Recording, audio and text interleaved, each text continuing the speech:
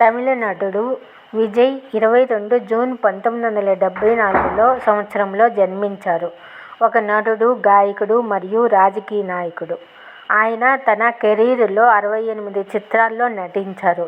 తలపతిగా ప్రసిద్ధి చెందారు.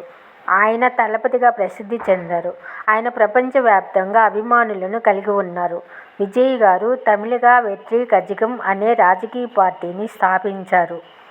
విజయ్ గారు ఎన్నో విధాలుగా ప్రజలకు ఉపయోగపడే విధంగా డబ్బులు ఖర్చు పెట్టారు. తమిళ ప్రజల కోసం ఎన్నో చేశారు. కరూర్ తొక్కిసలాట బాధిత కుటుంబాలను చెన్నై శివారులోని మహాబలిపురంలో విజయ్ గారు పరామర్శించారు. చనిపోయిన వ్యక్తులకు ఒక్కొక్కరికి 20 లక్షల రూపాయలు ఇచ్చారు.